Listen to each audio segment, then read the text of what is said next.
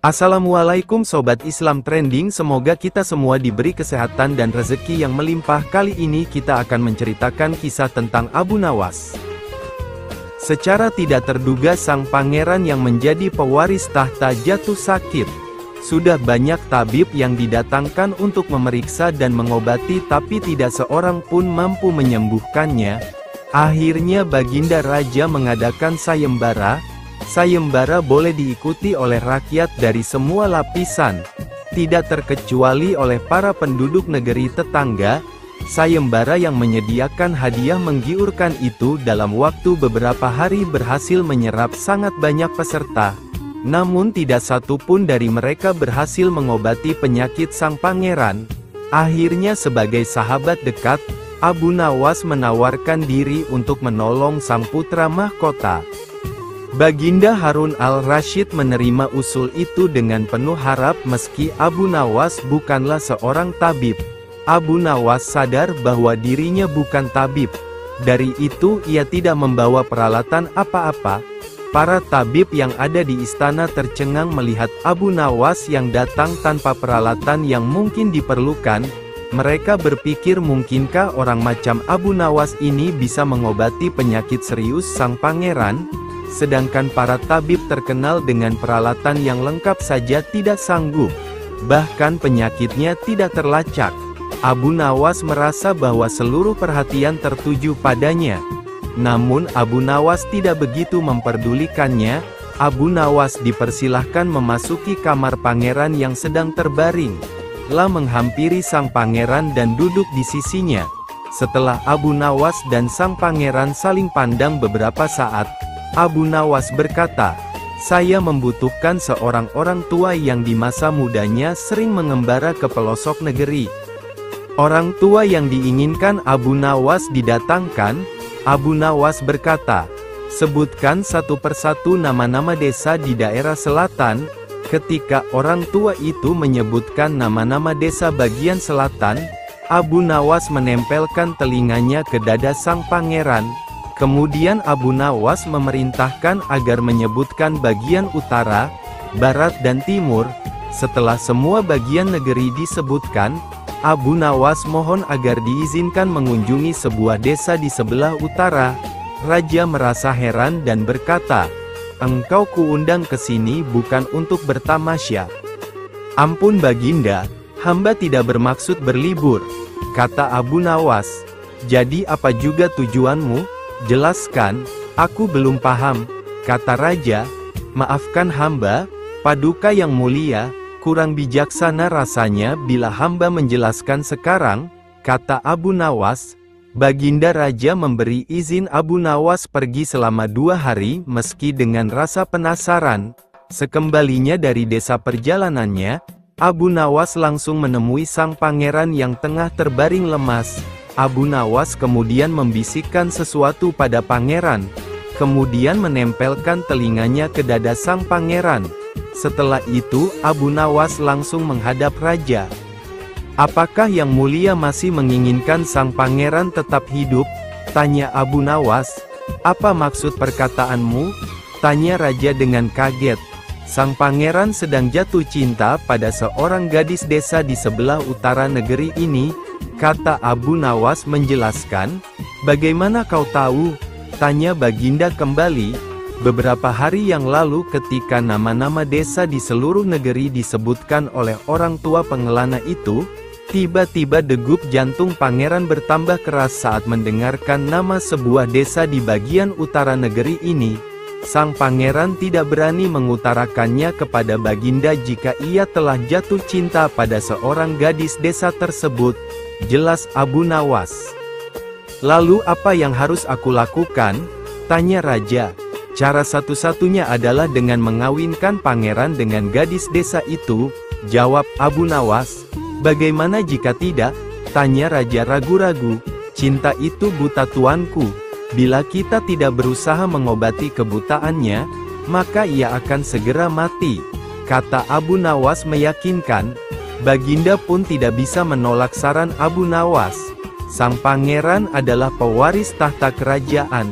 Abu Nawas benar. Begitu mendengar persetujuan sang Baginda Raja, sang pangeran berangsur-angsur pulih. Sebagai tanda terima kasih Baginda Raja, Abu Nawas diberi hadiah atas bantuannya. Suatu hari seorang yogis, ahli yoga, dan seorang pendeta bersekongkol ingin memperdaya iman Abu Nawas dalam sebuah pengembaraan. Setelah semua rencana siap disusun, mereka berangkat menemui Abu Nawas di kediamannya. Ketika mereka datang, Abu Nawas sedang melakukan salat 2 rakaat. Setelah dipersilahkan masuk oleh istri Abu Nawas, mereka masuk dan menunggu sambil berbincang-bincang santai.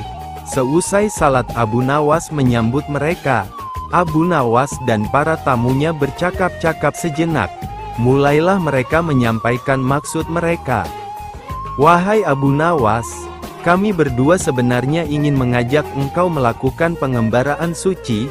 Kalau engkau tidak keberatan, bergabunglah bersama kami," kata ahli yoga, dengan senang hati. "Lalu kapan rencananya?" tanya Abu Nawas polos. "Besok pagi," kata pendeta. "Baiklah, kalau begitu kita bertemu di warung teh besok," kata Abu Nawas menyanggupi. Hari berikutnya mereka bertemu di warung teh. Setelah semua berkumpul, mereka pun mulai berangkat. Di tengah perjalanan mereka mulai diserang rasa lapar. Akan tetapi mereka tidak punya apa-apa untuk dimakan. Dan sesuai kesepakatan sebelumnya, mereka juga tidak boleh sarapan sebelum berangkat. Karena dari awal mereka memang sudah sepakat untuk tidak membawa bekal. Maka satu-satunya cara untuk menghilangkan rasa lapar adalah dengan mencari derma. "Hai Abu Nawas, bagaimana kalau engkau saja yang mengumpulkan derma guna membeli makanan untuk kita bertiga? Karena kami akan mengadakan kebaktian," kata pendeta. Tanpa banyak bicara, Abu Nawas berangkat mencari dan mengumpulkan derma dari rumah satu ke rumah lain. Setelah derma terkumpul, Abu Nawas membeli makanan yang cukup untuk 3 orang. Abu Nawas kembali ke pendeta dan ahli yoga dengan membawa makanan. Karena sudah tidak sanggup menahan rasa lapar, Abu Nawas berkata, "Mari segera kita bagi makanan ini sekarang juga." "Jangan sekarang, kami sedang berpuasa," kata ahli yoga. "Tetapi aku hanya menginginkan bagianku saja, sedangkan bagian kalian terserah pada kalian," kata Abu Nawas menawarkan jalan keluar. "Aku tidak setuju. Kita harus seiring seirama dalam berbuat apapun," kata pendeta. "Betul, aku pun tidak setuju karena waktu makanku besok pagi. Besok pagi, aku baru akan berbuka," kata ahli yoga. "Bukankah aku yang engkau jadikan alat pencari derma, dan derma itu sekarang telah kutukar dengan makanan ini? Sekarang kalian tidak mengizinkan aku mengambil bagian sendiri. Padahal aku sudah sangat lapar dan lelah demi kalian. Kenapa kalian tidak menghargai itu?" kata Abu Nawas mulai merasa jengkel. "Kita adakan lomba. Barang siapa di antara kita bermimpi paling indah, maka ia akan mendapat bagian yang terbanyak, yang kedua lebih sedikit, dan yang terburuk akan mendapat paling sedikit." Pendeta itu menjelaskan. Abu Nawas setuju. Lah tidak memberi komentar apa-apa. Ia sudah tahu jika itu memang akal bulus yang sudah mereka rencanakan untuk menjebaknya. Dan yang jelas mereka pasti tidak akan mengakui tentang kehebatan mimpi Abu Nawas nantinya. Oleh sebab itu ia pun mulai memikirkan jalan keluarnya. Hari pun mulai malam, embun mulai turun ke bumi, pendeta dan ahli yoga mengantuk dan tidur. Karena perut lapar, Abu Nawas tidak bisa tidur. Lah hanya berpura-pura tidur. Setelah merasa yakin kawan-kawan sudah terlelap, Abu Nawas menghampiri makanan yang sudah dibeli tadi. Tanpa berpikir 2 kali, Abu Nawas langsung melahap habis bersama makanan bagian kawan-kawan hingga tidak tersisa sedikit pun. Setelah merasa kekenyangan, Abu Nawas baru bisa tidur. Keesokan hari mereka bangun hampir bersamaan. Ahli yoga dengan wajah berseri-seri langsung bercerita, "Tadi malam aku bermimpi memasuki sebuah taman yang mirip sekali dengan nirvana. Aku merasakan kenikmatan yang belum pernah kurasakan sebelumnya dalam hidup ini." Pendeta mengatakan bahwa mimpi ahli yoga benar-benar menakjubkan. betul-betul luar biasa. Kemudian giliran pendeta menceritakan mimpinya, aku seolah-olah menembus ruang dan waktu. Dan ternyata memang benar. Aku secara tidak sengaja berhasil menyusup ke masa silam di mana pendiri agamaku hidup. Aku bertemu dengan beliau dan yang lebih membahagiakan adalah aku diberkatinya. Ahli yoga juga memuji-muji kehebatan mimpi pendeta. Abu Nawas hanya diam. Bahkan tidak merasa tertarik sedikit pun. Karena Abu Nawas belum juga buka mulut, pendeta dai ahli yoga mulai tidak sabar. Mereka pun menanyakan mimpi yang dialami Abu Nawas. Abu Nawas pun mulai bercerita, kalian tentu tahu Nabi Daud alaihi salam. Beliau adalah seorang nabi yang ahli berpuasa. Tadi malam aku bermimpi berbincang-bincang dengan beliau. Beliau menanyakan apakah aku berpuasa atau tidak. Aku katakan aku berpuasa karena aku memang tidak makan sejak dini hari. Kemudian beliau menyuruhku segera berbuka karena hari sudah malam. Tentu saja aku tidak berani mengabaikan perintah beliau. Aku segera bangun dari tidur dan langsung menghabiskan makanan itu, kata Abu Nawas tanpa perasaan bersalah sedikit pun. Sambil menahan rasa lapar yang menyayat-nyayat, pendeta dan ahli yoga saling berpandangan satu sama lain. Mau tidak mau mereka harus mengakui kehebatan mimpi Abu Nawas meski dengan rasa lapar yang sangat mencekam dan perasaan menyesal yang amat sangat karena telah berani mempermainkan Abu Nawas. Suatu hari, Abu Nawas berangkat menuju pasar untuk berjualan mencari rezeki tambahan. Sesampainya di pasar ia langsung menggelar tikar sebagai lapaknya berjualan. Kebetulan pada hari itu ia berjalan sandal yang diberi nama Ajaib. Abu Nawas mulai berteriak-teriak menawarkan barang dagangannya kepada para orang-orang di pasar. Sandal ajaib, sandal ajaib, sandal ajaib, teriak Abu Nawas berkali-kali di pasar. Sesaat kemudian datang seorang pemuda menghampirinya dan melihat-lihat barang dagangannya. Silahkan tuan, mau membeli sandal? Tanya Abu Nawas.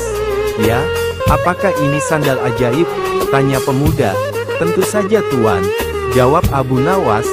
Saya ingin mencari sandal yang bisa merubah hidupku yang miskin ini. Kata pemuda itu. Apa maksud tuan? Tanya Abu Nawas lagi. Saya ini sudah lama hidup miskin dan ingin sekali kaya raya. Saya ingin membeli barang yang bisa memberikan saya keberuntungan. Kata pemuda itu. Sejurus kemudian Abu Nawas menunjukkan salah satu sandal ajaibnya. Ia mengatakan bahwa sandal itu akan membuat pemiliknya dari tidak berada menjadi berada. Assalamualaikum, sapa pemuda itu. Waalaikumsalam. Ternyata tuan. Bagaimana kabar tuan? Tanya Abu Nawas. Kabar buruk. Aku tidak merasakan keberuntungan apa-apa setelah memakai sandal ini. Malahan hampir saja aku celaka dihajar warga kampung gara-gara dikira pencuri. Padahal engkau sudah mengatakan jika sandal ini akan membawa keberuntungan kepada pemiliknya. Mana buktinya? Protes si pembeli. Seingat saya, tidak pernah saya mengatakan seperti itu tuan, sangga Abu Nawas. Saya hanya mengatakan bahwa sandal ini akan membuat orang yang tidak berpunya menjadi berpunya. Buktinya adalah tuan sebelumnya belum memiliki sandal ajaib, sekarang sudah memilikinya, kata Abu Nawas. Mendengar penjelasan Abu Nawas, pemuda itu diam. Iya, lalu mengapa engkau mengatakan bahwa sandal ini ajaib? Tanya pemuda. Oh, jika itu memanglah namanya sandal ajaib, bukan sandalnya yang ajaib, jawab Abu Nawas. Jangan percaya kepada barang ajaib, karena percaya pada sesuatu selain Allah SWT bisa membuat kita syirik dan akan mendapatkan kesusahan di dunia dan akhirat kelak. Buktinya yang tuan alami ini hari ini. Oleh karena itu, segeralah bertobat kepada Allah SWT, tambah Abu Nawas. Akhirnya dengan perasaan malu, pemuda itu pergi begitu saja tanpa sepatah kata pun. Ia menyadari jika ia telah melakukan kesalahan karena mengharap sesuatu kepada selain Allah SWT dan tanpa berusaha. Mulai saat itu pun ia langsung bertobat. Alkisah, pada suatu malam dalam tidurnya Baginda Raja Harun al-Rasyid bermimpi bertemu seorang lelaki tua. Dalam mimpinya laki-laki itu tua berpesan kepadanya jika negeri yang dipimpinnya akan ditimpa musibah. Oleh sebab itu, agar dapat menghindari bencana itu, ia harus mengusir seorang penduduk negerinya yang bernama Abu Nawas. Esoknya setelah ia terbangun Baginda Raja mulai gelisah hatinya mengingat mimpi yang dialami semalam. Ia kemudian memerintahkan kepada pesuruhnya untuk menghadirkan Abu Nawas ke istana. Tatkala Abu Nawas telah berada di istana, Baginda kemudian berkata kepada Abu Nawas, "Hai Abu Nawas, semalam aku bermimpi yang sangat aneh dan aku merasakan jika mimpi itu adalah suatu pertanda buruk bagi negeriku. Dalam mimpiku aku bertemu seorang laki-laki tua yang memakai pakaian serba putih. Ia mengatakan kepadaku jika negeri ini akan ditimpa bencana yang sangat besar. Agar itu tidak terjadi, ia berpesan agar aku mengusir seorang rakyatku dari negeri ini yang bernama Abu Nawas, dan ia juga mengatakan jika Abu Nawas itu ingin kembali maka hendaklah dia tidak berpijak di atas bumi atau mengendarai tunggangan apapun, tapi jika ia tidak bisa melakukan seperti itu maka ia tidak boleh lagi kembali ke negeri ini. Oleh sebab mimpi itu maka aku yakin ada sebuah kesialan atas dirimu. Maka aku memutuskan untuk mengusirmu dari negeri ini," kata Baginda. Dengan perasaan yang berkecamuk setelah mendengarkan perintah Baginda Raja atas pengusiran dirinya, Abu Nawas kemudian meninggalkan istana dan kembali ke rumah. Ia menceritakan kepada istrinya tentang apa yang telah dititahkan raja kepadanya. Istrinya merasa sangat sedih. Abu Nawas kemudian pergi meninggalkan keluarganya dengan bekal yang dibawa seadanya. Ketika dalam perjalanan ia terus memohon kepada Tuhan agar diberi petunjuk. Ia pun terus memutar otaknya agar dapat keluar dari masalah itu. Abu Nawas terus berjalan tanpa tujuan yang pasti hingga ia berada di sebuah negeri. Selama beberapa hari di sana ia terus berpikir bagaimana cara ia kembali ke negeri Baghdad tanpa melanggar apa yang telah dipesankan raja kepadanya, yaitu tidak boleh menginjak bumi dan tidak pula mengendarai tunggangan apapun. Bukan Abu Nawas namanya jika ia memiliki keputusasaan. Abu Nawas tidak berputus asa atas apa yang telah menimpanya. Meskipun alasan yang membuat ia diusir sama sekali tidak masuk akal, ia menerimanya dengan ikhlas, selalu berdoa kepada Allah dan berpikir untuk bisa keluar dari setiap masalah yang menimpanya. Tibalah pada suatu hari ia merasa rindu berat kepada keluarganya di negeri Baghdad. Namun ia belum menemukan cara untuk kembali. Hingga pada suatu hari lain tiba-tiba dia menemukan sebuah cara yang sangat masuk akal dan tidak membuatnya melanggar perintah raja. Setelah ia menemukan cara tersebut, Abu Nawas segera mempersiapkan segala sesuatu dan bersiap-siap untuk kembali ke kampung halamannya. Kabar kembalinya Abu Nawas mulai tersebar dalam negeri hingga ke telinga Baginda. Rakyat menyambut gembira kepulangan Abu Nawas karena kecintaan akan dirinya. Baginda Raja juga ikut senang, tapi dalam suasana yang berbeda. Jika rakyat senang karena mereka menyukai Abu Nawas, Baginda Raja senang karena kali ini ia dapat leluasa memberi hukuman kepada Abu Nawas. Baginda berpikir pasti mustahil Abu Nawas dapat kembali tanpa berpijak pada bumi atau menunggangi sesuatu. Tibalah Abu Nawas di istana dan menghadap Baginda Raja. Kehadirannya di istana membuat Baginda Raja sangat kaget ketika melihat Abu Nawas bergelantungan mengikat dirinya di bawah seekor keledai, dan kemudian Abu Nawas berkata kepada Baginda Raja, "Wahai Baginda Raja, bukankah engkau telah mengusirku dari negeri ini, dan melarangku kembali dengan berjalan memijak bumi dan tidak pula boleh menunggang apapun? Maka oleh sebab itu aku telah kembali dengan tidak memijak pada bumi dan tidak pula menunggung apapun. kecuali aku bergelantungan di bawah perut keledai. Melihat tingkah pola dan alasan yang diberikan Abu Nawas, Baginda Raja pun merasa masuk akal dan sangat memuaskan beliau.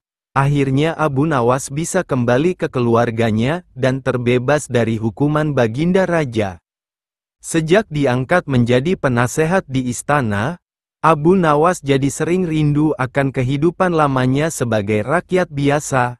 Kerinduannya tersebut sangat sulit untuk ditunaikan mengingat ia adalah seorang pejabat negeri dan pertimbangan serta masukannya selalu dibutuhkan oleh Baginda Raja. Lama-kelamaan, hal itu juga membuat Abu Nawas bosan dengan kehidupan istana meski ia mendapat banyak fasilitas. Akan tetapi ia tidak bisa mundur begitu saja tanpa ada alasan yang bisa diterima Baginda. Dan ini merupakan suatu yang sangat sulit. Suatu malam ketika hendak memejamkan matanya, Abu Nawas berpikir bagaimana caranya agar ia bisa keluar dari istana dan bisa menjalani kehidupan lamanya lagi, seperti berkumpul dengan keluarganya kapanpun ia mau, bercocok tanam di kebunnya, bermain bersama sahabatnya dan lainnya. Dari sinilah kemudian muncul sebuah ide gila yang bisa membawanya keluar dari istana dengan cepat. Setelah ide tersebut didapatnya, Abu Nawas pun bisa tidur dengan pulas. Keesokan harinya, ia sengaja bangun pagi-pagi buta kemudian pergi ke ruang utama istana. Saat itu suasana masih sepi, hanya terdapat beberapa pengawal. Baginda sendiri masih terbaring di tempat tidurnya.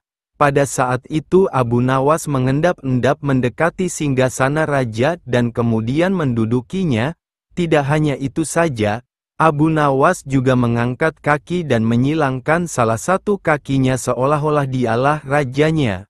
Melihat kejadian itu, beberapa pengawal kerajaan sangat terkejut. Mereka dengan sigap langsung mengangkap Abu Nawas. Mereka menilai bahwa siapapun tidak berhak duduk di singgasana raja kecuali Raja Harun sendiri.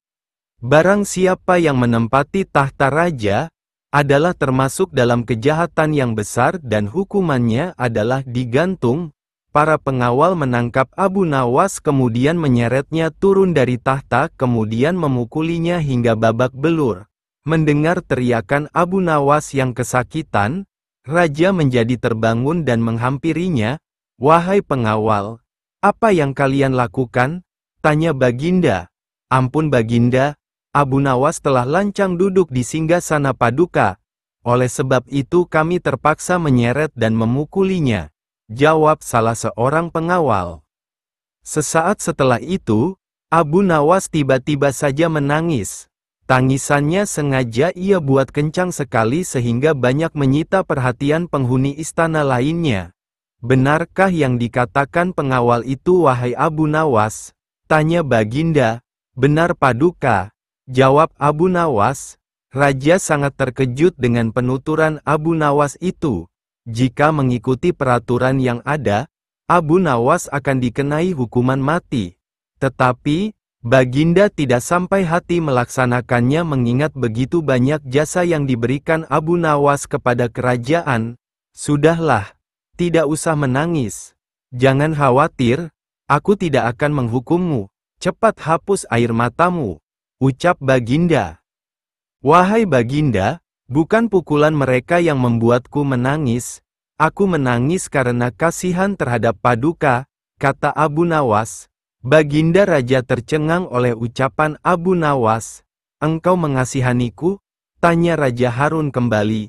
"Mengapa engkau harus menangisiku?" kata Raja lagi. Abu Nawas menjawab, "Wahai Raja, aku cuma duduk di tahtamu sekali. Tapi mereka telah memukuliku dengan begitu keras. Apalagi Paduka telah menduduki tahta selama berpuluh-puluh tahun. Pukulan seperti apa yang akan Paduka terima? Aku menangis karena memikirkan nasib Paduka yang malang," jawab Abu Nawas. Baginda tidak menyangka Abu Nawas menjual harga dirinya di depan banyak pengawal. Oleh karena itu, Raja Harun hanya menghukum Abu Nawas untuk dikeluarkan dari istana. "Baiklah jika demikian," Mulai detik ini kamu harus meninggalkan istanaku, kata raja sedikit geram. Baiklah Paduka, jawab Abu Nawas sambil menyalami Raja Harun untuk kemudian pamit keluar dari istana. Ia pun meras bebas sekarang karena yang ia kehendaki telah tercapai meski harus mendapat pukulan. Kisah selanjutnya menolak hadiah. Suatu ketika Abu Nawas dipanggil oleh Raja Harun al-Rasyid di istana kerajaan dan terjadilah percakapan di antara keduanya. Rupanya kali ini Abu Nawas sedang memperingatkan rajanya perihal harta dunia yang tidak akan dibawa mati ke kuburan karena Abu Nawas mengetahui jika Baginda ingin menjadikan ia sebagai saudara dengan memberikan banyak hadiah dan fasilitas kepada Abu Nawas. Sesampainya di istana kerajaan, Abu Nawas dengan santainya langsung menegur Baginda Raja tanpa basa-basi terlebih dahulu.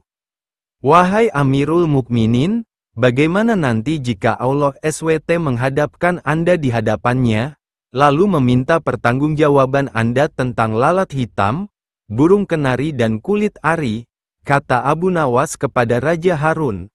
Begitu mendengar penuturan Abu Nawas yang tiba-tiba itu, menyebabkan Raja Harun al-Rasyid sedih, sehingga menangis terseduh-seduh, melihat rajanya bersedih. Salah seorang kepala pengawal segera bertindak dengan memarahi Abu Nawas. Wahai Abu Nawas, engkau diamlah. Engkau telah menyakiti hati sang raja, bentak kepala pengawal kerajaan kepada Abu Nawas. Biarkan dia, kata Raja Harun. Sebenarnya yang merusak dan menyakiti itu Anda, kata Abu Nawas dengan berani. Begini Abu Nawas, saya ingin mengikat tali persaudaraan denganmu dengan pemberian fasilitas dan hadiah-hadiah. Kata Raja Harun al-Rasyid, kembalikan saja semua harta ke tempat semula yang hendak Paduka berikan kepada hamba, jawab Abu Nawas. Lalu bagaimana dengan kebutuhanmu? Tanya Raja Harun.